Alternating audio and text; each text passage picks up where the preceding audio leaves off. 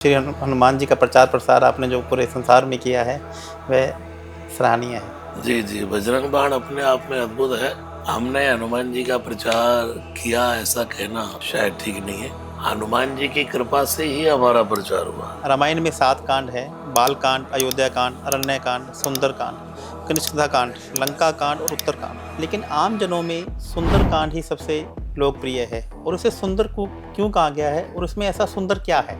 सब कांड की अपनी अपनी अद्भुत महिमा है। रामचरितमानस की यात्रा वर्ण से प्रारंभ होती है, मानव तक ले जाती है। हनुमान जी का वह कौन सा स्वरूप है जो आपको सबसे प्रिय है? शांत स्वरूप जिसमें हनुमान जी को कोई डिस्टर्ब न करे। सदा राम रामेति रामामृतन्ते, सदा राममानन्द निष्कंदकन्दं, नमन्तं पिबन्तं हसन्तं सुजन्तं, हनुमन्त राम मंत्रं भजन्तं नितान्तं। प्रातः लई जो नाम हमारा, ते ही दिन ताही न मिले आहारा। का मतलब है कि हनुमान जी कह रहे हैं कि सुबह मेरा नाम लेने से भोजन नहीं मिलता। हनुमान जी ने कहा, सुन, जो सुबह सुबह मेरा नाम ले उसे भोजन नहीं मिलता। इसके पीछे कारण ये है, कहता रहता हूँ हनुमान जी के मंदिर में खड़े हो जाओ तो उनको बोलो जय सिया राम, और श्री राम के मंदिर में खड़े होकर बोलो जय हनुमान। प्रणाम गुरुदेव। जय सिया राम, जय हनुमान जी महाराज। जय हो। महाराज जी, आपके बारे में आपको कोई परिचय के आप मोहताज नहीं है। आज पूरा संसार आपको रसराज महाराज जी के नाम से जानता है और आपके मुख श्रीमुख से निकला हुआ बजरंग बाण, उसको हर बच्चा सुनना चाह रहा है और उसका गुणगान, और जो बजरंग बाण का आपने प्रचार प्रसार और श्री हनुमान जी का प्रचार प्रसार आपने जो पूरे संसार में किया है वह सराहनीय है। जी जी, बजरंग बाण अपने आप में अद्भुत है और हमने हनुमान जी का प्रचार किया ऐसा कहना शायद ठीक नहीं है। हनुमान जी की कृपा से ही हमारा प्रचार हुआ। वाह जी जी। उनकी कृपा हुई तो हनुमान जी को कौन नहीं जानता। जी। हनुमान जी के बिना सब अधूरे हैं, तो उनकी कृपा से हम लाइट में आ गए, हम प्रकाश में आ गए। वो आपने कान्हा जी, आपकी कृपा से सब काम हो रहा है, करते बिल्कुल हो आप, बिल्कुल, हमारा नाम हो रहा मैं गाता भी रहता हूँ। श्री राम जी हमारे सब काम कर रहे हैं, हम राम के सहारे आराम कर रहे वाह वाह, हैं। क्या बात है, वाह, बहुत ही अति अति सुंदर। महाराज जी, मैं आपसे कुछ प्रश्न मेरे जहन में काफ़ी दिनों से हनुमान जी को लेकर, श्री राम जी को लेकर, सुंदरकांड को लेकर, रामायण को लेकर, तो मैं आपसे कुछ प्रश्नों के आंसर जो मेरे जहन में हैं और मैं चाहता हूं कि वह जो क्वेश्चन के आंसर मैं आपसे करूंगा, जो हमारे जनता जनार्दन भी उसको देख रही है, तो कहने के उनके जहन में भी ये क्वेश्चन है, तो यदि आप आज्ञा दें तो मैं कुछ प्रश्न आपसे जरूर पूछना जरूर चाहूँगा। जरूर। सबसे पहला क्वेश्चन मेरा रामायण को लेकर है। रामायण में 7 कांड है: बाल कांड, अयोध्या कांड, अरण्य कांड, सुंदर कांड, कनिष्कधा कांड, लंका कांड और उत्तर कांड। लेकिन आम जनों में सुंदर कांड ही सबसे लोकप्रिय है और उसे सुंदर को क्यों कहा गया है और उसमें ऐसा सुंदर क्या है? देखिए, रामचरितमानस के 7 कांड, बाल कांड, अयोध्या कांड, अरण्य कांड, किष्किंधा कांड, फिर सुंदर कांड और लंका कांड और उत्तर कांड, जी। ये 7 सोपान गोस्वामी जी ने नाम दिया। अच्छा। कांड शब्द गोस्वामी तुलसीदास जी का नहीं है, वाल्मीकि जी का है। अच्छा। वाल्मीकि रामायण में लिखा जाता है बाल कांड। हम्म। गोस्वामी जी कहते हैं पंचम सोपान सुंदर कांड। सोपान अर्थात सीढ़ी, एक एक सीढ़ी। सब कांड की अपनी अपनी अद्भुत महिमा है। जी। पूरे रामचरितमानस को मैं कहता रहता हूं, रामचरितमानस की एक एक चौपाई क्या है? मंत्र महामणि, मंत्र है, चौपाइयां नहीं, भगवान। मंत्र महामणि विषम व्याल के, और मेटत कठिन कुअंक भाल के। वाह। भाल के गोस्वामी शब्द लिख रहे कुअंक, यानी कि भाल की बुरी रेखाएं भी, जो भाल में जो नंबर्स जो होता है, नंबर के हिसाब से भी अगर किसी का भाग्य देखे तो वो काउंटिंग भी बदल जाती है। इस रामचरितमानस की चौपाइयों को मात्र देख लेने से अच्छा जी। अब बालकांड का पहला श्लोक वर्णानामर्थ संज्ञानाम रसानां छंदसामपि, और उत्तरकांड का लास्ट सब श्लोक दहयंती नो मानवा, वर्ण से शुरू होता है। जी और वर्ण को अक्षर भी कहते हैं, जी और वर्ण को ब्राह्मण, वर्ण, क्षत्रिय, वैश्य, शूद्रीय भी कहते हैं। रामचरितमानस की यात्रा अंक से प्रारंभ होती है, अक्षर के समूह से। रामचरितमानस मानस की यात्रा वर्ण से प्रारंभ होती है, मानव तक ले जाती है, इंसान को सब दृष्टियों से हट करके अंतिम रामचरितमानस मानव बनाती है। तो हम कहें सुंदरकांड की अद्भुत महिमा है। मैं पूरी दुनिया में हनुमान जी की कृपा से रोज सुंदरकांड का गायन करता हूं, लेकिन मैं कभी ये नहीं कहता कि सुंदरकांड की अद्भुत महिमा है। सब कांड की अपनी अद्भुत महिमा है, लेकिन सुंदरकांड की महिमा इसलिए ज्यादा है, इसलिए लोग उसको घरों घर में गाते, क्योंकि वो हनुमान जी का चरित्र उसमें मुख्य रूप से। अब कोई मुझसे कहे कि आप हनुमान जी की का नाम लो, तो हम क्या करेंगे, हनुमान जी का कोई भजन सुनाओ, तो हनुमान चालीसा गाएगा फिर। जी अब जैसे पूरे रामचरितमानस में भाई हनुमान जी कहाँ है? जी रामचरितमानस के किष्किंधा कांड में हनुमान जी का प्रवेश है, जब भगवान श्री राम पर्वत के पास घूम रहे हैं और सुग्रीव ने कहा देखो, कहीं बाली ने तो नहीं भेजा, वहां हनुमान जी की एंट्री है सुंदरकांड में, फिर हनुमान जी की एंट्री है। जी तो सुंदरकांड में हनुमान जी का चरित्र मुख्य रूप से है, इसलिए सुंदरकांड को लोग ज्यादा पाठ पठन करते हैं। बहुत बढ़िया, आपने आज बिल्कुल विस्तार से हमें हमारे जनता जनार्दन को मुझे उसके लिए थोड़ा विस्तार इसलिए करना पड़ा क्योंकि ये प्रश्न बहुत अच्छा है, बताया। तो काफी समय से मेरे जहन में ये और ताकि एक भ्रांति भी, दुविधा भी दूर होनी चाहिए कि भाई लोग सिर्फ सुंदरकांड को ही महत्व दें।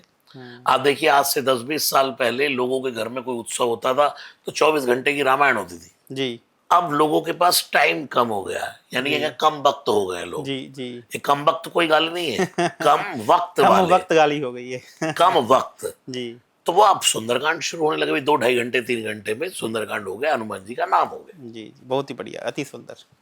मैं एक मेरा नेक्स्ट प्रश्न पूछना चाहूँगा कि रामायण के किस प्रसंग या चौपाई में आपको सबसे ज़्यादा आध्यात्मिक ऊर्जा मिलती है?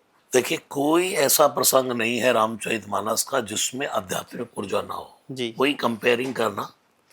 लेकिन जहां जहां भगवान श्री राम वनवास में घूम रहे हैं, वनवासी राम का जीवन, जो मुझे बहुत प्रिय लगता है। जी, कोई एक चौपाई आप सुनाना चाहेंगे? बिल्कुल, भगवान श्री राम वन में विचरण कर रहे हैं और लक्ष्मण जी लकड़ी काटने गए।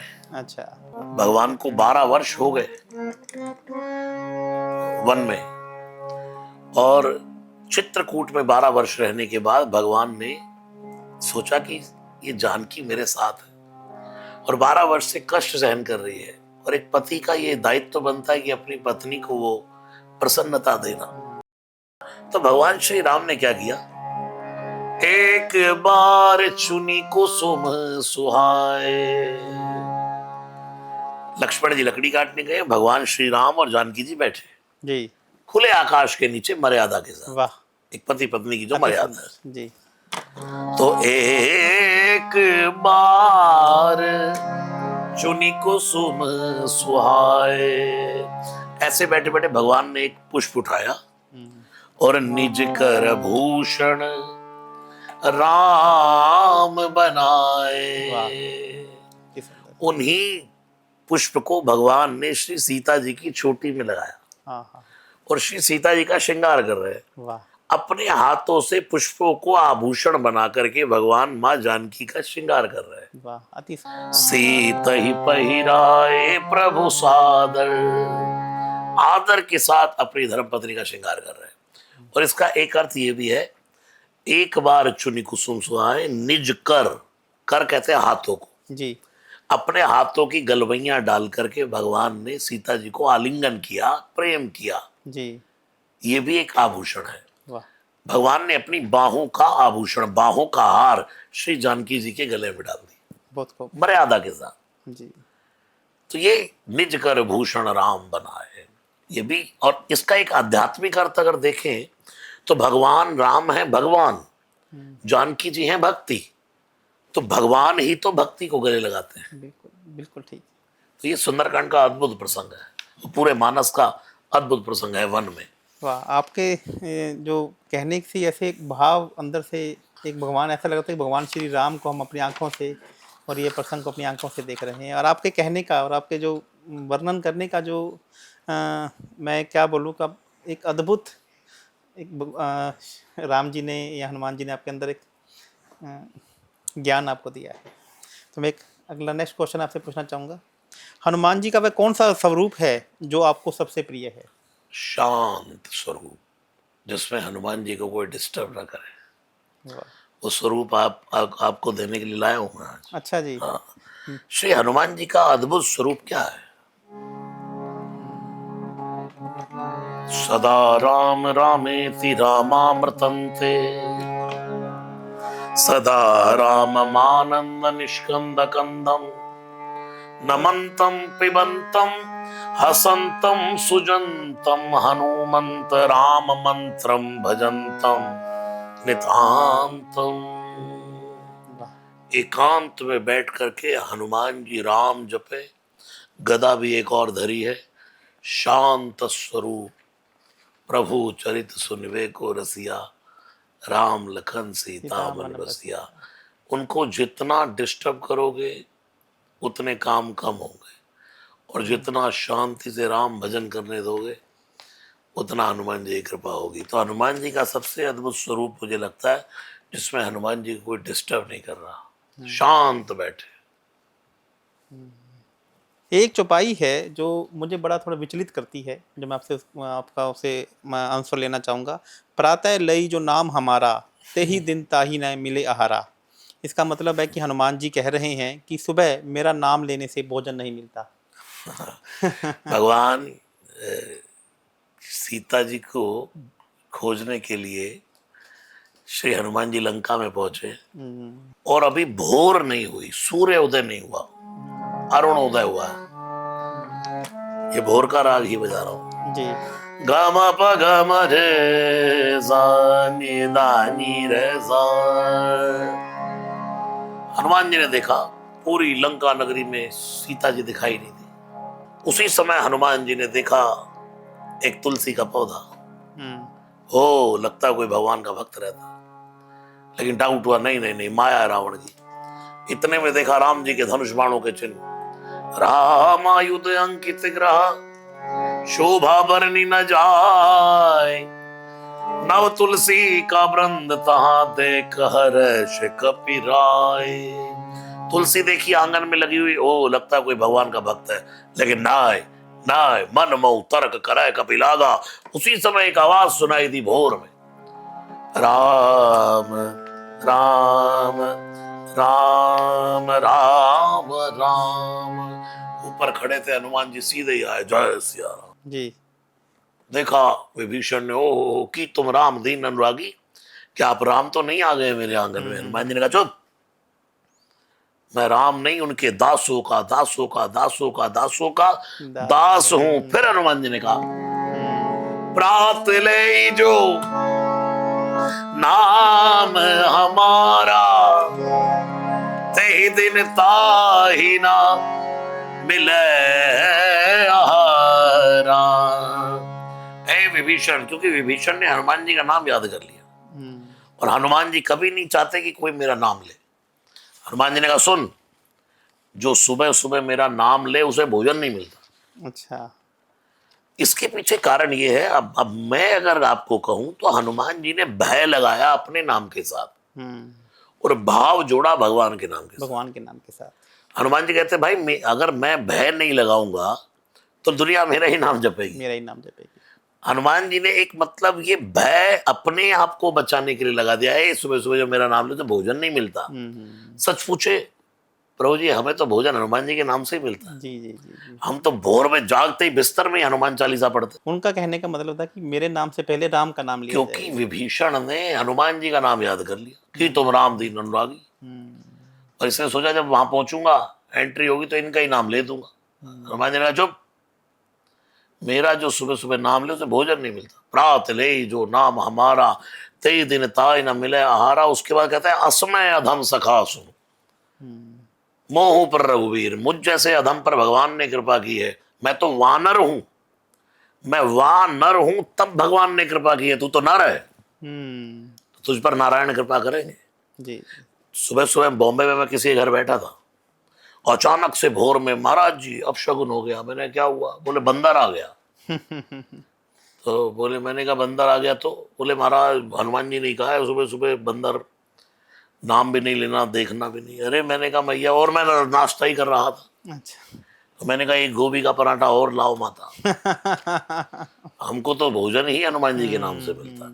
तो उनको बड़े प्रेम से मैंने समझाया, माता जी हनुमान जी भय जोड़ते हैं अपने नाम के साथ और भाव जोड़ते हैं भगवान के नाम के भगवान साथ। के नाम। इसलिए मैं, दुनिया जानती है मेरा इस वाक्य कि मैं कहता रहता हूँ, हनुमान जी के मंदिर में खड़े हो जाओ तो उनको बोलो जय सिया राम, और श्री राम के मंदिर में खड़े होकर बोलो जय हनुमान। वाह वाह, अति सुंदर। हाँ, दोनों, एक भक्त भगवान की, भगवान भक्त की प्रशंसा सुनकर प्रसन्न होते हैं। जी जी, खूब सुंदर। आज हमें ये इस प्रश्न का, जो मैं काफ़ी समय से इंतजार कर रहा था, उसका उत्तर मुझे मिल गया है, जी और बहुत ही सुंदर तरीके से। एक और मेरे मन में एक क्वेश्चन है, ये एक सुंदरकांड की एक चौपाई है जिसपे मेरा मन काफ़ी विचलित होता है, जिसमें बोला गया है कि ढोल गवार शूद्र पशु नारी सकल ताड़ना के अधिकारी, जिसका अर्थ लगाया जाता है कि ढोल गवार शूद्र पशु और नारी सबको सबक सिखाया जाए। तो इसका मतलब क्या है? अच्छा, एक बात बताइए, ढोल से किसी की क्या दुश्मनी है जो सबक सिखाया जाए? जी ढोल ताड़ने का अर्थ होता है देखभाल। एक शेर है, उन्हें किसने इजाजत दी गुलों से बात करने की, जी उन्हें किसने इजाजत दी फूलों से बात करने की, सलीका तक नहीं जिसको बाग में पांव धरने का, वाह सलीका तक नहीं जिसको चमन में पांव रखने का, वाह, जिसको बाग में पैर नहीं धरना आता, वो फूल कैसे तोड़ लेगा? बिल्कुल सही कह रहे हैं आप। जिसने रामचरितमानस को खोलकर नहीं देखा, पढ़ा नहीं, वो कैसे कह देगा कि यहाँ तुलसीदास जी नारी निंदक है? गोस्वामी जी अवधी भाषा में रामचरितमानस लिख रहे हैं, और गांव की भाषा में वहां कहते हैं भैया खेत को ताड़त रही हो, खेत को ताड़त रही हो, देखते रहिए। हाँ फसल देख ताड़त रही हो, हाँ, ताड़त रहिए। ए भैया हम अभी आवत घर ताड़त रही हो, हम्म घर की देखभाल करना। ढोल, तबला, ढोलक, ये मौसम के परिवर्तन से फट जाते हैं। जी अगर इन पे खिच्ची नहीं लगेगी, इनको मिलाया नहीं जाएगा, इनकी देखभाल नहीं होगी, इनको अच्छे बैग में नहीं रखा जाएगा, तो ये फट जाएंगे। बिल्कुल सही कह रहे हो। गवार, गवार का अर्थ है जो, मतलब जिसका बुद्धि का स्तर कम है, तो उसकी भी देखभाल जरूरी है। बिल्कुल जरूरी है। पशु, रात को सर्दी में बांध दो बाहर, बेचारा मर जाएगा सुबह। सही कह रहे हो। ढोल गवार, एक शूद्र शब्द लगाया, यानी कि शूद्र जो भगवान के चरण से जिसका जन्म हुआ, वो शूद्र कोई अछूत नहीं है मेरी दृष्टि में। शूद्र भगवान के चरण से निकला, ब्राह्मण मुखमासी, ब्राह्मण भगवान के मुख से, क्षत्रिय बाहु भुजाओं से, जंघाओं से वैश्य, शूद्र चरण से। उसको लोग नकार देते हैं, लेकिन शूद्र चरण से निकला है, वो अपवित्र है। और गंगा जी कहां से निकली? वो स्वामी जी ने वर्णन किया है, नख निर्गताम मुनि बंदिताम त्रैलोक पावन सुरसरी। भगवान के नाखून से निकली है गंगा जी, और गंगा नाखून से निकली है, वो पतित पावनी है, वो पतितों को पावन करती है। और जो पद से निकला है वो अछूत कैसे हो सकता है? बिल्कुल नहीं हो सकता। शुद्र यानी कि वो भी देखभाल का अधिकारी है। देखभाल उसके बाद नारी, क्या नारी अबला है? नहीं। नारी की देखभाल क्यों होनी चाहिए? इसलिए होनी चाहिए क्योंकि टिट फॉर टैट है जी भाई। वो एक बेटी होती है तो एक पिता की देखभाल करती है, जी एक पत्नी बनकर पति की देखभाल करती है, एक माँ बनकर के एक बच्चों की देखभाल करती है। तो जो सबकी देखभाल करेगी, क्या उसका कोई देखभाल का अधिकार नहीं है? बिल्कुल है।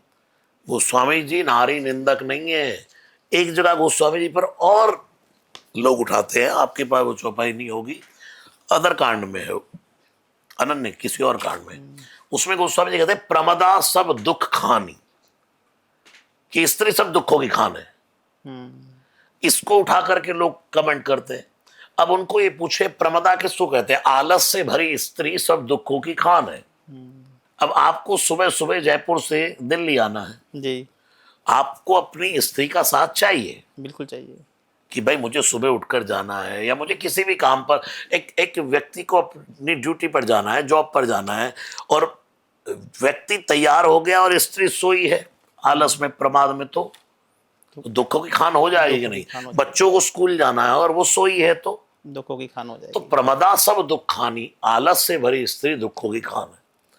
ऐसे ही गोस्वामी जी ने यहाँ कहा, ढोल गवार शूद्र पशु नारी, ये सकल ताड़ना के अधिकारी, ये मतलब ये देखभाल के अधिकारी ताड़ना है। का मतलब यहाँ पे देखभाल को कहा हाँ गया है। बिल्कुल। इसका जो मतलब है, अर्थ का अनर्थ वो कहीं तो पे यत्र नारंते पूज्यंते रमनते तत्र देवता, जहाँ नारी की पूजा होती है वहां देवताओं का वास होता है। देवताओं का बात। घर की लक्ष्मी है वो। बिल्कुल सही कह रहे हैं आप। आप देखिए, नारायण के साथ जब तक श्री नहीं जुड़ेगा लक्ष्मी जी तब भी वो जुड़ी श्री मन नारायण बनते हैं। है। जी, श्री अर्थात कौन? लक्ष्मी। लक्ष्मी जी। आप बरसाने चले जाइए, जी, राधिका जी को सब यही कहते हैं, श्री जी के महलो। कहाँ भाई श्री जी का महल? ये रहा। श्री किशोरी जी कहते हैं श्री जी। श्री अर्थात कौन? लक्ष्मी। लक्ष्मी जी। सबके साथ लक्ष्मी है। भगवान महादेव के साथ भवानी है। केशव के कमला बनी बैठी। इसलिए पुरुष का विवाह जो कहते हैं, आप देखो, आप तो ज्योतिषाचार्य हैं, बहुत बड़े ज्योतिषाचार्य हैं, बड़ा अच्छे से आप करते हैं, तो आप देखा होगा बड़े बुजुर्ग कहते हैं कोई बच्चा थोड़ा सा बड़ा हो और बिगड़ा हो तो अरे भाई इसके शादी करो। जी, जी, जी। ये नहीं कि शादी करो तो जो आएगी उसको भी दुखी करो, कि भाई इसके साथ श्री को जोड़ दो। जी, बिल्कुल ठीक कह रहे हैं आप। इसके भाग्य में जब श्री जुड़ जाएगी तब पुरुष भाग्यवान बन जाता है। बिल्कुल ठीक कह रहे हैं आप। और वही स्त्री कर कमल दबाती है भगवान श्री नारायण के। लक्ष्मी जी क्या कर रही है? क्षीर सागर में भगवान लेटे हैं और लक्ष्मी जी कमला बनकर चरण दबा रही है। जो स्त्री अपने पति की रात्रि में तलवों की घिसाई कर दे थोड़ी सरसों के तेल से, उसके जिंदगी का भाग्य बदल जाता है। वाह, वाह, वाह! ये हम अक्सर अपने, जो मैं कंसल्टेंसी भी करता हूँ, तो उसमें भी अमूमन ये बोलता हूँ कि आपको अपने पति के पैरों की मालिश रात को सोने से पहले करनी चाहिए। तो क्योंकि जो नर के जो पाँव हैं, हाँ, एस्ट्रोलॉजी में भी एक वर्णन आता है, उसमें बोला गया है कि उसमें गुरु ग्रह का समावेश है, और जो स्त्री के हाथ हैं उसमें शुक्र ग्रह का समावेश है। और यदि आप रात को सोने से पहले यदि आप अपने पुरुषों के पैरों का तेल से यदि आप मालिश कर दें, तो गुरु और लक्ष्मी जो है, गुरु शुक्र की आपके ऊपर अब कृपा ये शुरू तो हो आप जाएगी। गहराई से ज्यादा जानते हैं। मैं मुझे तो जो भाव पता है मैंने वो आपके सामने रखा, लेकिन आप इसके प्रैक्टिकल बिल्कुल आप जानते आपने हैं बहुत इसके बारे में। देखिए, आप कहीं ना कहीं सब कुछ एक ही तो है, सब कुछ भगवान की लीला है, तो एस्ट्रोलॉजी भी कहीं ना कहीं सब कुछ ज्योतिष भगवान के नेत्र हैं प्रभु। नेत्र हैं, उन्हीं के द्वारा लिखा गया है। जैसे जब गीता में वर्णन कर रहे हैं, भागवत जी में भी वर्णन है पूरी सृष्टि का, तो जैसे कहा कि भाई ये जो हड्डियां हैं भगवान के पेड़ हैं, जी, ये जो बाल हैं ये भगवान के वो घास है, जी, जी, जी, तो उसमें जो सूर्य और चंद्रमा है भगवान के नेत्र है। नेत्र हैं। इसलिए ज्योतिष भगवान का अंग है। और कोई कहे कि भाई दुनिया में कौन सा पार्ट सबसे प्यारा है इंसान की बॉडी में, कहेगा भाई नेत्र। नेत्र पे नेत्र नहीं है तो हाँ, तो भगवान के नेत्र है ज्योतिष। बिल्कुल सही कह रहे हैं आप, और ये उन्हीं के द्वारा लिखा गया है, और उन्हीं की ही एक रचना, सुंदर रचना है। मैं अब आपसे अगला क्वेश्चन पूछना चाहूँगा कि कई लोगों में ये आम धारणा है कि हनुमान जी बाल ब्रह्मचारी है, इसलिए महिलाओं को हनुमान जी की पूजा नहीं करनी चाहिए। जी, हनुमान जी परम भगवान महादेव के अवतार हैं। जी, रुद्रदेह तजने बस हरते भय हनुमान, परम त्रिपुरारी भगवान महादेव है। और स्त्रियों को श्री महादेव की पूजा, भवानी की पूजा करने का सबसे ज्यादा लाभ मिलता है। तो शिव के रूप में हनुमान जी को पूजिए। और हनुमान जी, जिस बंदे ने भ्रम फैलाया वो मुझे आज तक मिला नहीं। जिस आदमी ने ये शुरू किया है, ओशो रजनीश ने कहा था, लम्हों ने खता की, वाह, सदियों ने सजा पाई। हाँ, हाँ, वाह, बिल्कुल।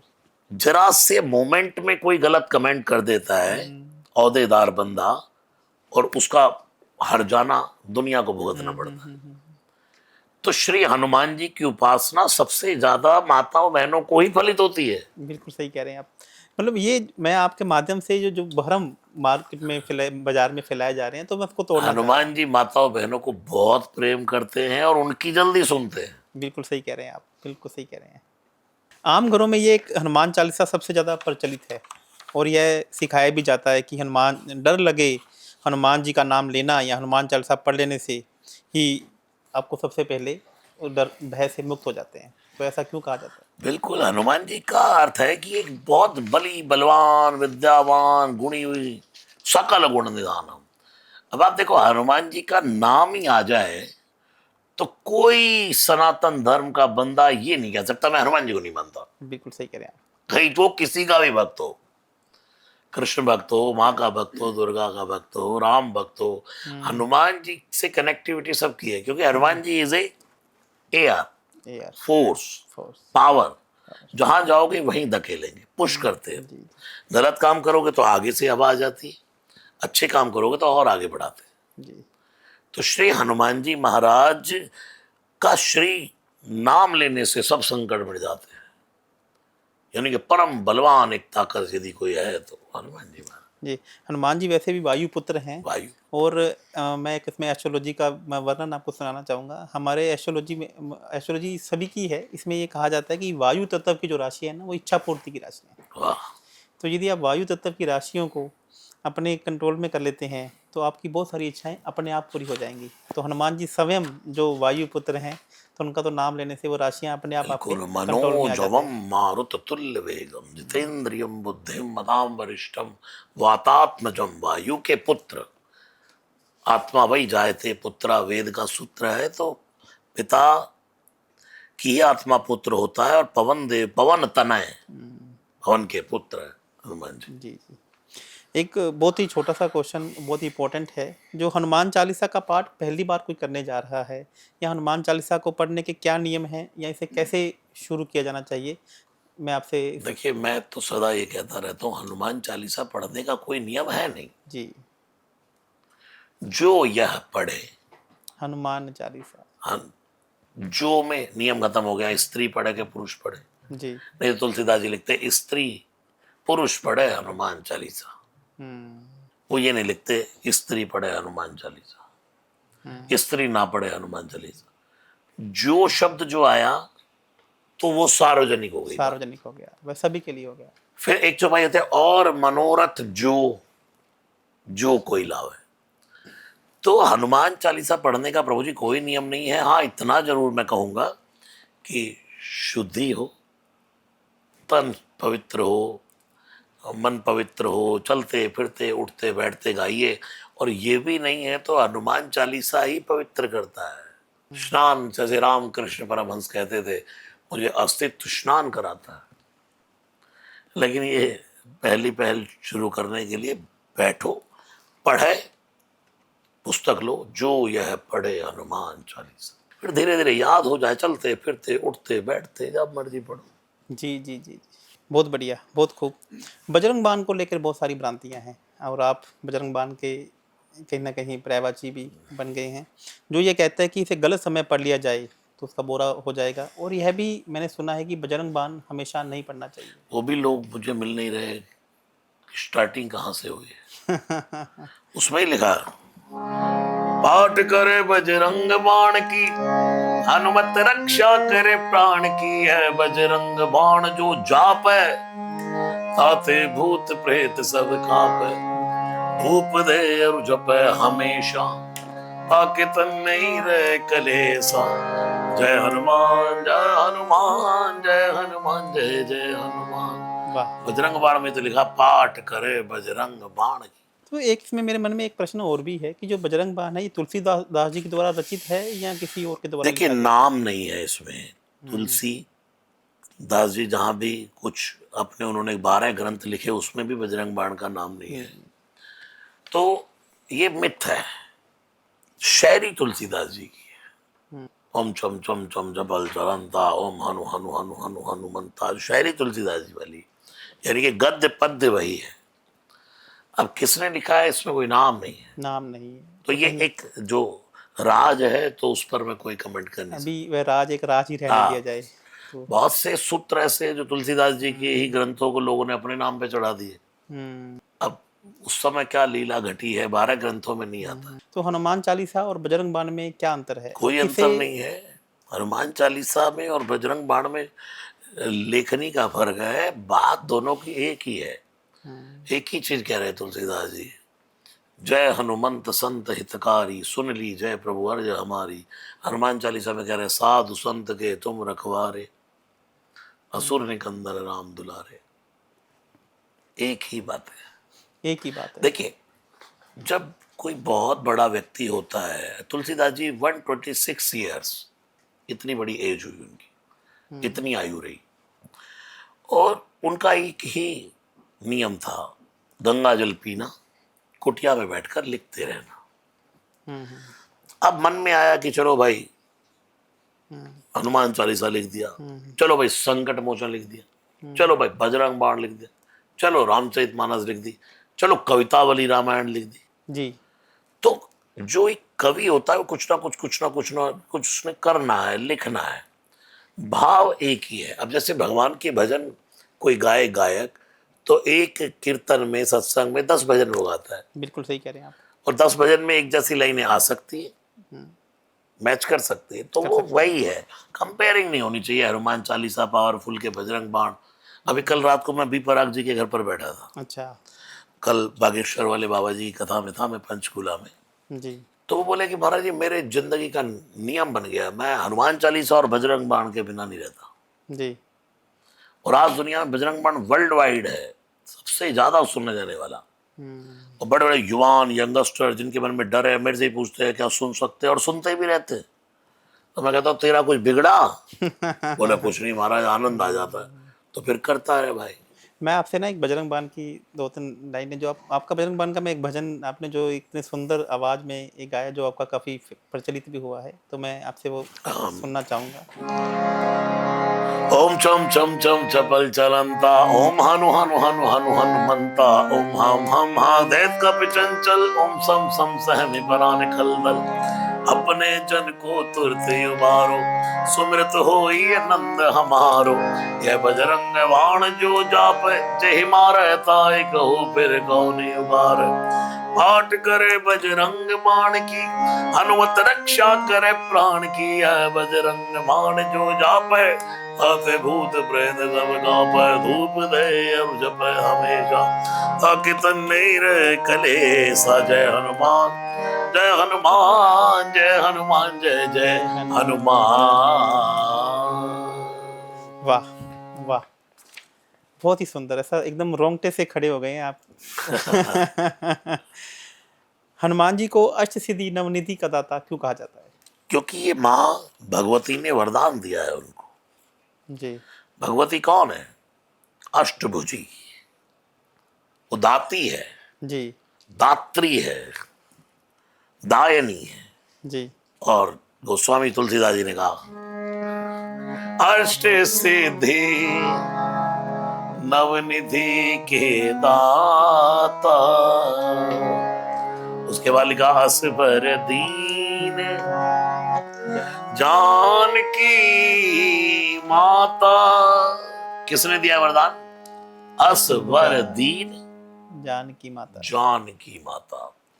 अष्ट सिद्धि नवनिधि के दाता बना दिया हनुमान जी को। जैसे एक बहुत बड़ी कंपनी को चलाता कोई है, लेकिन उसकी पेमेंट कोई करता है। जी, बिल्कुल ठीक कह रहे हैं आप। तो उसको क्या बोलते हैं, जो भी बोलते हैं, अकाउंटेंट बोलते हैं या जो भी है। हनुमान जी को दाता बना दिया। किसने? दाती ने। दाती। अणिमा, महिमा, गरिमा, लघुमा, शित्त, विशित्त, प्राज्ञ और प्रकाम्य, ये 8 सिद्धियां। नवनिधि, कच्छप निधि, शंख निधि, पद्म निधि। हनुमान जी आप इन सबके दाता है। यानी कि जब चाहो कैसा भी स्वरूप बड़ा बना लो, जब चाहो जैसा भी छोटा बना लो, खड़े खड़े अदृश्य हो जाओ, खड़े खड़े कहीं भी किसी को दिखाई देने लग जाओ, ये सब सिद्धि है। बहुत खूब, बहुत बढ़िया। तो आज हम सब लोग किसी न किसी स्वार्थ से जुड़े हुए हैं, और ऐसे में आज हम हनुमान जी की निष्काम भक्ति कैसे संभव है? देखिए, श्री हनुमान जी की निष्काम भक्ति कहीं ना कहीं हर व्यक्ति के मन में लालच है। कभी कभी मैं कहता हूँ लोग सकाम भक्ति को भी पता नहीं क्यों बुरा मानते हैं। शुरुआत तो वहीं से है। वहीं से। हर व्यक्ति ने जिसने जन्म लिया है वो पहले सकाम भक्ति की ओर ही बढ़ता है। जी। जब उसको फिर अर्निंग होने लगती है, प्राप्ति होने लगती है, फिर उसको इतना मिलने लगता है कि वो ज़्यादा लगने लग जाता है, उसको लगता है यार बहुत मिल गया, तब कहीं निष्कामता की ओर आदमी आगे बढ़ता है। अरे ठीक है यार, जितना हो गया हो गया। वैसे अभी मैं जैसे आपने ये कहा सकाम और निष्काम, इसको हम एस्ट्रोलॉजी में भी ये कहा गया कि धर्म के बाद पहले आपको धर्म के बारे में सोचना है, फिर आपको अर्थ पैसे के बारे में सोचना है, फिर आपको काम के बारे में सोचना है और फिर लास्ट में निष्काम के बारे में सोचना है, मोक्ष, मोक्ष के बारे में सोचना है कि मोक्ष की जो राशियाँ हैं वो धर्मार्थ काम धर्मार्थ मोक्ष। है, वो पहले आपको पैसा कमाना है बिल्कुल, क्योंकि प्रथमेन पैसा अर्जितेम विद्याम। आदिगुरु शंकराचार्य भगवान कहते हैं पहले विद्या अर्जित करो, पहले यानी कि धर्म, धर्म उसके बाद द्वितीय नार्जितेम धनम, दूसरे काल में धन नहीं कमाया। धन्यवाद जी। धन, धन तो लक्ष्मी है ना भाई, जी ये जहां लगती है वहां शोभा बढ़ा देती है। जी। इसलिए लक्ष्मी के बिना नारायण अधूरे हैं अधूरे और नारायण के बिना लक्ष्मी अधूरी लक्ष्मी है। अधूरी। ऐसे ही नर के बिना, नर भी लक्ष्मी के बिना अधूरा है। इसमें मैं एस्ट्रोलॉजी में एक बात कभी हम जैसे मेरे को भी लोग मेरा जो यूएसपी है वो ये है कि पैसा कैसे कमाया जाए, पैसा अपनी जो इनकम को है 10 गुना कैसे किया जाए, तो मैं यही काम करता हूँ। तो कुछ लोग कभी मैं बहुत बड़े सेमिनार या वेबिनार में जाता हूँ तो लोग कहते हैं कि पैसा क्या करना है, पैसा क्यों कमाना है, तो मैं उनको एक ही आंसर देता हूँ कि पैसा कमाना इसलिए नहीं कि पैसा भरकर आपको आपके जेब में रखना है, आपको घर में रखना है, पलंग के नीचे रखना है। पैसा आपको इसलिए कमाना है क्योंकि आपका उत्तरदायित्व है कि आपको समाज को लौटाना है। यदि आप पैसा नहीं कमाएंगे तो गौ सेवा कौन करेगा, समाज सेवा कौन करेगा, वृद्धाश्रम को पैसा कौन देगा। यदि आप इस भाव से समाज में पैसा कमाने, वंचित है, जिसको जरूरत है, जो नीडी है, उसका कल्याण कौन करेगा? कल्याण कौन करेगा। यदि पैसा आप जैसे अच्छे लोगों के हाथ में जाएगा, किसी अच्छे लोगों के हाथ में, तभी तो समाज का कल्याण होगा। माँ लक्ष्मी जी और भगवान विष्णु जी यही चाहते हैं कि एक अच्छे इसलिए लोगों के हाथ भगवान में ने एक पैसा जाए, बिरध बनाया है, यहाँ दुनिया में जो देगा उसको और मिलेगा, उसको और मिलेगा, और जो छुपाएगा उसका छीन लिया जाएगा। छीन लिया जाएगा। तो एक अच्छे लोगों के पैसा हाथ में आए, तो इसलिए पैसा आपको कमाना जरूरी है ताकि आप समाज को लौटा सकें। बिल्कुल। तो मैं इसमें आपसे ये, हालांकि क्वेश्चन ये मेरा है, लेकिन हनुमान शनि की साढ़े साथी एस्ट्रोलॉजी के माध्यम से हमसे पूछते हैं, लेकिन मैं आपसे हनुमान जी के माध्यम से पूछना चाहूँगा कि शनि की साढ़े साथी हनुमान जी ने स्वयं लंका में शनि जी को छुड़ाया था, एक प्रसंग भी है। तो शनि की साढ़े साथी जिसे कही जाती है, और राम कथा में हनुमान जी के साथ शनिदेव का मुलाकात का एक प्रसंग भी आता है, तो उसके बारे में कुछ बताइए। श्री हनुमान जी महाराज लंका में रावण के सामने खड़े हैं, जी असंख्य। तो रावण ने कहा, ए बंदर, तुझे डर नहीं लगता? देख, सब ग्रह हाथ जोड़कर खड़े। हनुमान जी ने कहा, मुझे कोई डर इसलिए नहीं लगता क्योंकि तू इनको देखता है, ये तेरी भ्रगुटी को देखते हैं, मैं राम जी की भ्रगुटी को देखता हूँ। इतने में हनुमान जी की आवाज आई, हाय हाय हाय। देखा कौन है? शनिदेव उल्टे लटके। अब हनुमान जी बार बार लंका नगरी जलाते हैं लेकिन आग नहीं लगती। तो शनिदेव ने कहा, हनुमान जी, जब तक आप मुझे नहीं पलटोगे, इस पर जब मेरी दृष्टि नहीं पड़ेगी, तब तक ये जलेगा नहीं। तो हनुमान जी ने एक ही चौपाई में गोस्वामी जी कहते हैं, उलट पलट लंका सब जारी। उलट पलट लंका सब लंका जारी, सब जारी। यानी कि शनिदेव को उलटा पलटा सीधा किया, और जैसे शनिदेव की दृष्टि पड़ी तो लंका में आग लग गई। एक कारण और भी है, जब पूरा समाज खड़ा है रावण के यहाँ, काल तो रावण के पैर में पड़ा रहता था, तो मेघनाथ का जन्म होने वाला है जी। और मेघनाथ के जन्म के समय सब ग्रहों को कह दिया, अगर किसी ने टेढ़ी चाल चली, क्योंकि रावण भी जानता था कि भाई, तो सबने कहा कि भाई शनिदेव आप ही कुछ करो। जी। जैसे ही मेघनाथ का जन्म होने वाला था तो शनिदेव ने अपना एक पांव बाहर निकाला, पाँव बाहर निकाल लिया था। और रावण ने उठा करके गदा फेंक करके मारी तो वो पांव तोड़ दिया। तोड़ दिया था। इसलिए शनिदेव अढ़े पे आते हैं, लुढ़क के आते हैं, साढ़े ढैया, लुढ़क के, साढ़े साथी ढैया। और शनिदेव हनुमान जी में भी आ गए। हनुमान जी जप रहे राम राम राम। शनिदेव ने कहा, बंद करो, हम आप पर आ गए हैं। हनुमान जी ने कहा, आइए, वेलकम। कितने दिन के लिए आए? बोले 7.5 साल के लिए। हनुमान जी ने कहा, बैठी। जैसे ही शनिदेव ने कहा, घर कहाँ है आपका? बोले, कोई घर नहीं है, राम दुआरे, तुम रखवारे। शनिदेव हनुमान जी के सिर पे बैठ गए। अब हनुमान जी ने 1000 योजन बदन बढ़ाया, गदा धर लिया, कांधे एक एक योजन के पत्थर अपने रोम रोम में बांधने शुरू करे और सिर पे धरने शुरू करे। जी जी जी जी। और शनिदेव जैसे ही दबे तो बोले, क्या कर रहे हो? हनुमान जी ने कहा, बैठो। बोले, हम दबे जा रहे हैं। हनुमान जी ने कहा, बैठो। शनिदेव ने कहा, कोई ढंग का काम नहीं है, हनुमान जी ने कहा जिसके सिर पे आप बैठे हो वो ढंग का काम करेगा। अरे भैया थोड़ा तो डिस्काउंट दे रहे हैं ढैया, 2.5 साल में चले जाएंगे। हनुमान जी ने कहा हमने मांगा ही नहीं डिस्काउंट। फिर पत्थर रखे 2-4। शनिदेव ने कहा दबे जा रहे हैं। हनुमान जी ने कहा बैठो, बोले हम तो अभी जा रहे हैं। जी जी। तो ये बिरहद है। अब इसके पीछे अगर एक लॉजिक, इसमें अब हम कोई शनिदेव को छोटा करें, हनुमान जी को बड़ा करें, नहीं, यहां महिमा की बात बताई। जैसे भगवान महादेव काल है, जी। काल नहीं महाकाल महाकाल। है। तो ये जो काल का सिस्टम है, इसी से ग्रह चलते हैं। अब हमारे हाथ में घड़ी बंधी है, तो हमने घड़ी नहीं बांधी, काल ने हमें बांधा हुआ, घड़ी ने हमें बांधा हुआ। जी। हमको काल ने बांधा है और काल को महाकाल ने बांधा है। जी।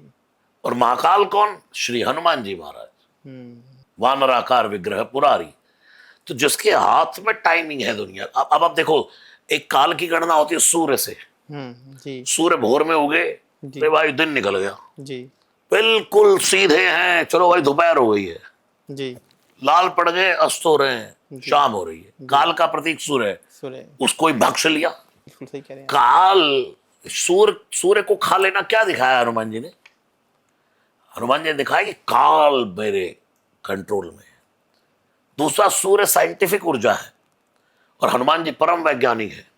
गोस्वामी तुलसीदास जी रामचरितमानस शुरू करते हैं तो वाल्मीकि जी को वैज्ञानिक कहते हैं और हनुमान जी को सीताराम गुणग्राम पुण्यारण्य विहारिणो वंदे विशुद्ध विज्ञानो। मतलब शुद्ध नहीं, विशुद्ध वैज्ञानिक है हनुमान जी। तो वो ऊर्जा भी हनुमान जी कंट्रोल कर लेते हैं। बहुत बिल्कुल सही। ये इसलिए कहते हैं कि भाई जब ग्रह विपरीत हो जाए तो फिर भगवान का अनुग्रह काम करता है। आप लोग भी जब किसी का निर्णय करते होंगे, किसी का जीवन आप देख लेते, तो लास्ट में आप लोग कहते भाई इतना % हो जाएगा, फिर आगे तो फिर भगवान की कृपा से होगा। तुलसीदास जी को काशी नरेश ने पत्र लिखा, महाराज मार्केश लग गया, सब ग्रह विपरीत हो गए। मार्केश लग गया, सब ग्रह विपरीत हो गए। तुलसीदास जी ने लेटर में आया, तुलसीदास जी की कुटिया में पत्र आया काशी नरेश का। तुलसीदास जी ने भी एक पत्र और लिखा और एक पद लिखकर भेजा। जब जानकी नाथ सहाय करे, तब कौन बिगाड़ सके नर तेरो। जानकी नाथ सहाय करे। सब ग्रहों के नाम ले रहे, सूरज, मंगल, सोम, भृगु, अरु, भृगुसुत, ये पूरा ग्रहों का नाम है। मैं पंक्ति जा रही है, फिर उसमें लिखते हैं संग शनीश्वर होत सवेरो। यानी कि जिस पर भगवान का, तुलसीदास जी कहते हैं सब ग्रह विपरीत हुए ना, इन ग्रहों से बड़ा एक और ग्रह है जिसका नाम है अनुग्रह। अनुग्रह, और अनुग्रह का अर्थ होता है कृपा। जब भगवान की कृपा होती है तो फिर सब ग्रह भी अनुकूल हो जाते हैं। अभी आप मानेंगे, अभी हम मिले उधर, जी जी, तो मैं एक व्हाट्सएप पर वीडियो देख रहा था जी, कि कितना भी प्रतिकूल दुनिया हो, अगर भगवान की कृपा है तो कैसे अनुकूल होता है। तो वीडियो कैसे चल रहा था, एक व्यक्ति ऐसे ही दौड़ता उतरता आ रहा है किसी छत से, और वो अंधा है और सड़क पे गिर रहा है जी, और वो जैसे ही सड़क पे पार रखा तो उसने गिरना है, लेकिन वो बस खड़ी हो गई आकर जी। वो थोड़ा 2-4 कदम आगे और बढ़ा के चलता, एक और बस खड़ी हो गई आकर के जी। फिर थोड़ा और आगे चला तो कुछ ऐसे वाहन आकर खड़े हो गए, एक कदम करके वो नीचे उतर गए। इसको कहते हैं प्रतिकूलता में भी अनुकूल भगवान हो जाते हैं। ताकहो प्रभु कछु अगम नहीं, हनुमान जी कहते हैं जा पर तुम अनुकूल, तब प्रभाव बढ़वान लही, जार सके खल तू। ग्रहों की महिमा है, लेकिन जब भगवान का अनुग्रह काम करता है तो फिर उसका सब डिपार्टमेंट परमात्मा के हाथ में हो जाता है और सब कुछ बिल्कुल अनुकूल हो जाता है। बिल्कुल। मैं एक लास्ट पूछना चाहूँगा आपसे, हनुमान जी की भूली हुई शक्ति को एक प्रसंग आता है जिसमें जामवंत जी ने कृष्ण कांड में उन्हें शक्ति एहसास को याद कराई थी, तो ऐसे ही आपके जीवन में कोई ऐसा प्रसंग आया हो जिसे आप सभी हमारे जनता के सामने शेयर करना चाहें? देखिए, मैं तो आपको बताऊं प्रभु, मेरे साथ तो पग पग पर हनुमान जी की कृपा का एहसास मैं करता रहता हूँ। जी। अब अभिमान करके न कहूँ, एक बात कर रहे हैं, जब मैं पॉडकास्ट करने बैठता हूँ किसी के साथ, तो मैं इतना इन्वॉल्व होकर के बोलता हूँ, वो वाणी सिद्धि है, हुँ। एक सिद्धि है जी। जो हनुमान जी की कृपा से मिलती है। मन संतोष सुनत कपिवाणी, भक्ति प्रताप तेज बल सानी। हुँ। 4 प्रकार की वाणी होती है इंसान की, हुँ। एक भक्ति से भरी, एक तेज से भरी, एक बल से, एक प्रताप से। हनुमान जी की कृपा से आसन शुद्धि हो जाती है, आसन सिद्धि। कितनी भी देर का आसन पर बैठ जाओ, जी। 3 4 5 घंटे, जो काम सोचे वो सिद्ध हो जाए। जी। ये हनुमान जी की सिद्धियां हैं, बिल्कुल ठीक कह रहे ये हैं आप। हनुमान जी की कृपा है। जी, जी, जी। और ये कृपा इंसान को महसूस करके रखनी चाहिए, और ये सब पर समान है। जी। बस ये है कि भाई ये अपने स्वरूप को इंसान पहचान नहीं पाता, वो करता है जो उसको नहीं करना है। नहीं करना है। अगर वो करे जो करना है, तो सब पर समान कृपा है भगवान की। जब वर्षा होती है तो किसी के पास गिलास है, उसने गिलास रख दिया छत पर, जी, तो उसका गिलास भरेगा। बिल्कुल सही। किसी के पास कटोरी है, तो उन्होंने कटोरी रख दी, कटोरी भरेगी। और किसी के पास इतना बड़ा ड्रम है, उन्होंने वही रख दिया, ड्रम भर गया। अब लोग कहे भाई तेरे पे कृपा ज्यादा हो गई ड्रम पे, वो कहे भाई कृपा ज्यादा नहीं हो गई, मेरा पात्र बड़ा है। पात्र बड़ा है। जी, तो जी। हम में पात्रता कितनी है, हुँ। उस हिसाब से कृपा होती जी, जी। तो मैं आपका कहीं न कहीं देखिए एस्ट्रोलॉजी हमारी साइंस को इसी प्रकार से बात करता हूँ। मैं इसमें एक विज़न बोर्ड की बात करता हूँ महाराज कि अक्सर लोग मुझसे पूछते हैं, मैं उनको बोलता हूँ कि मेरा आप एक विज़न बोर्ड बनाइए और जिस ज़ोन में मैं आपको बताऊँ उस ज़ोन में वो विज़न बोर्ड लगा दीजिए। तो जब वो देने वाला आएगा तो आपकी पात्रता होनी चाहिए माँगने की कि आप उससे ऊपर वाले से कितना माँगे, और आप यदि माँगने वाला है तो देने वाले का दिमाग नहीं है, उसने तो तथास्तु कहना है। आप माँगने वाला बनिए। तो मैं उन्हें अपने जो एस्ट्रोलॉजी में जब मेरे से कोई कंसल्टेशन लेने आता है तो मैं बोलता हूँ कि आपको चाहिए क्या, और वह लिख कर जो आपका ज़ोन है मैं बताता हूँ कि वहाँ पर लिख दीजिए। उस स्वयं भगवान आएँगे आपकी इच्छा को पूर्ति करने के लिए। आप अपना पात्र बड़ा कीजिए, आप अपना माँगने वाला बड़ा बनिए, सामने वाले को देने में कहीं कोई संकोच है। एक नहीं है। जगह मैं गया तो औरतें गा रही थी ढोलक बजा, मैया मेरी 7 लाख की लॉटरी लगवा दे शेरा वाली। तो जी। मैंने कि 7 लाख ही मांग रही है माता, हाँ। 7 7 7 अरब खरब मांग ले, जी, जी। कहाँ मांग रही है तो दे। हुँ। तो भगवान से हम अपनी अनुसार मांगते हैं। हुँ। अभी हम अंबानी जी के यहाँ गए, हाँ। अनंत अंबानी जी ने जी, हमको जी। बुलाया, तो उनकी पद यात्रा चल रही थी, जी। तो उनके लोगों ने कांटेक्ट किया। तो उन्होंने बार बार कहा क्या लेंगे आपकी, या फीस क्या है क्या। तो मैंने अंत में उनको बोला, हमारी टीम के लोगों को मैंने कहा, उनको बोला जो अनंत भैया देंगे हम वो रख लेंगे। जी। अब आप बताइए वहां जाकर मांगेंगे तो कितना मिलेगा, हुँ। और बिना मांगे कितना मिलता है। कितना मिलेगा? सही। और उन्होंने सच में अंबानी जी होने के नाते जो दिया उसका कोई बखान नहीं कर सकता, हम सोच हुँ। भी नहीं सकते। हुँ। और हम माँगने में एक माँगने के और हम मांगते तो अपने कहीं अनुसार न कहीं हम मांगते। छोटे भी हो जाते हैं। तो जहाँ देखिए जहाँ एक इतना बड़ा है तो आपको तो बिल्कुल बिल्कुल बिल्कुल, आप हो सही वो कह तो रहे हैं। परम सत्ता परमात्मा है। सत्ता परमात्मा है। इसलिए जी। भगवान से मैं तो कहता हूँ, मांगना है भगवान से कहो, हे प्रभु मुझे विवेक देना, हुँ। मुझे विवेक दो, हुँ। क्षीर मीर के भेद का विवेक दो। अगर आपने विवेक दिया तो मैं सब कुछ पा जाऊंगा, जी। लेकिन हम विवेक नहीं मांगते। बिल्कुल सही कह रहे हैं आप। हम बिल्कुल सही। अविवेक से, अरे ये विवेक मांगो परमात्मा से। नारद जी ने कहा, जय विधि होई नाथ हित मोरा, करो सुबेग दास मैं तोरा। जल्दी करो, जैसे मेरा हित हो वो करो। भगवान ने कहा, जय विधि होई परम हित नारद सुनो तुम्हार, इसमें तुम्हारा परम हित होगा वो करूंगा। वो करो। भगवान हित नहीं करते, परम हित करते। बहुत आनंद आया महाराज जी आपसे मिलकर।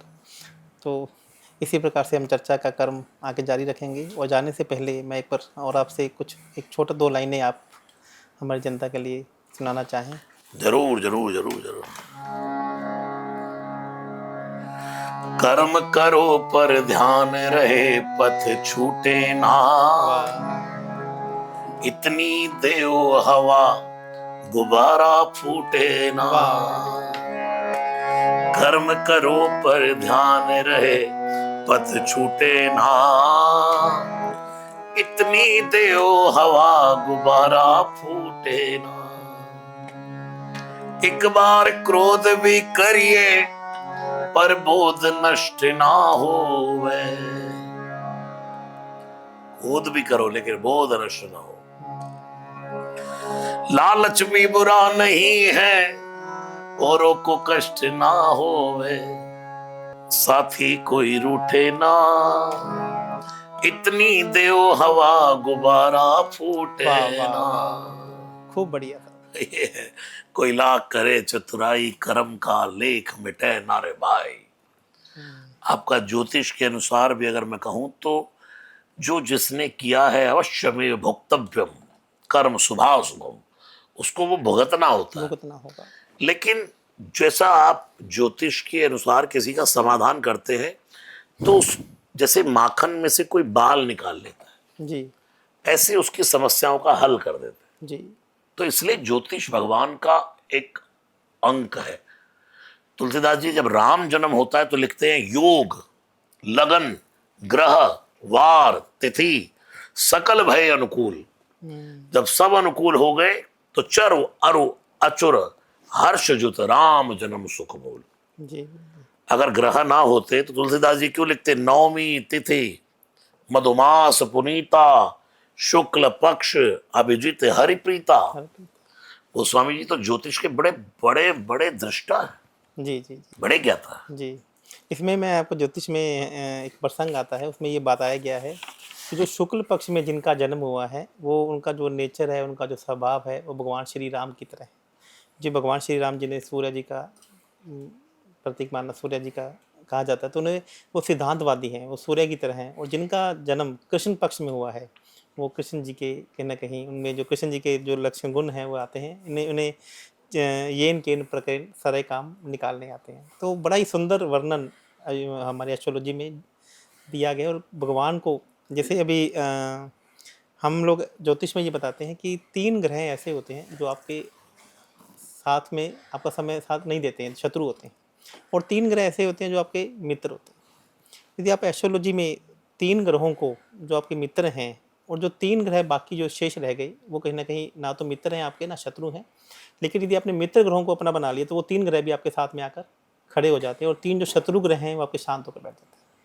तो मित्र ग्रहों को अपने आपको मित्रों की टोली मजबूत करनी है। और जानने जाने में जो हम लोग परेशान एस्ट्रोलॉजी में कहा गया है कि हम शत्रु ग्रहों को ही अपना मित्र बना लेते हैं, वो किसी के सगे नहीं हैं। तो यदि हम मित्र ग्रहों को अपने साथ में खड़ा कर लें, मित्र ग्रहों की हम टोली बना लें, तो हमारा जीवन जो हमारे रास्ते हैं, जो हम समाज सेवा करनी है, तो कहीं ना कहीं हम उसमें जल्दी अग्रसर हो जाते हैं। बिल्कुल बिल्कुल। चलिए महाराज जी, बहुत अच्छा लगा आपसे मिलकर। और आप इसी तरीके से हमें आपसे ये राम जी के, हनुमान जी के सुंदर सुंदर भजन सुनने को मिलते रहें। और सबकी कृपा, हनुमान जी की कृपा सब पर बनी रहे।